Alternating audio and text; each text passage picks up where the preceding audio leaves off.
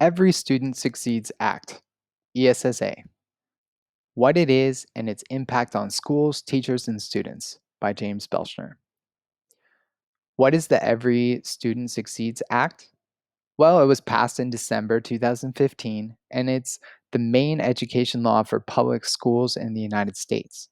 It holds schools accountable for how students learn and achieve. It reauthorized the Elementary and Secondary Education Act of 1965 and replaced the No Child Left Behind Act.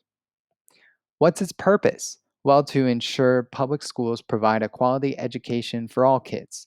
It gives states more say in how schools account for student achievement, including achievement of disadvantaged students.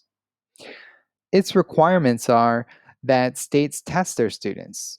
States need to submit their goals and standards and how they plan to achieve them to the Department of Education for feedback and approval. The number of tests and the kinds of tests depends on the grade level. States must test students in reading and math once a year in grades 3 through 8 and once during high school. They also need to test science once in elementary, middle, and high school. States determine the consequences of low performing schools. ESSA authorizes significant funds to help increase the capacity of states, local education agencies, schools, and local communities to provide all students with a well rounded education and improve school conditions for student learning. As far as its history, No Child Left Behind Act was due for reauthorization in 2007 but wasn't pursued due to lack of government support.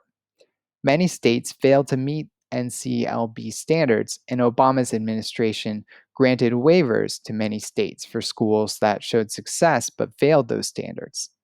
Waivers usually required schools adopt academic standards such as Common Core. Um, it was praised for forcing schools and states to become more accountable for ensuring education of poor and minority children. But criticisms included increases in standardized testing, brought complaints that it was draining creative approaches from our classrooms, consuming too much instructional time, and creating undue stress for educators and students. Many people called for a lesson role for federal government in education. The president of the National Education Association said NCLB is a one size fits all model of test, blame, and punish. The ESSA gave the US federal government a smaller role in elementary and secondary education for the first time since the 1980s.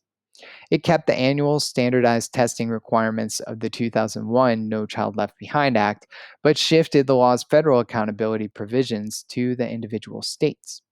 Its strengths are that states and districts have more control over the standards students are held to. States can meet all federal academic assessment requirements with a single comprehensive test.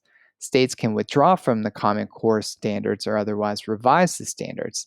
ESSA provides funding for literacy programs and other grants. It encourages innovation in how schools teach their kids.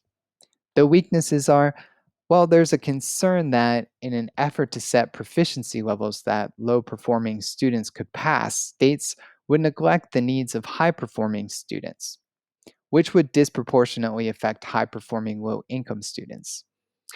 How does this affect schools in general? Well, additional funding going to schools with greater need of it is a good idea. States having the flexibility to set up their own testing and accountability standards should help schools achieve their goals. How about its effects on teaching and learning? Well, tests are necessary to ensure that students and learning are learning effectively. We need minimum standards to measure the quality of education schools and teachers are providing. Teachers have to spend more time reviewing for these tests, and the tests can be stressful for students. States setting up their own goals and test standards should help make them better meet the needs of teachers and students, making it less of a burden for both of them. Thank you for listening.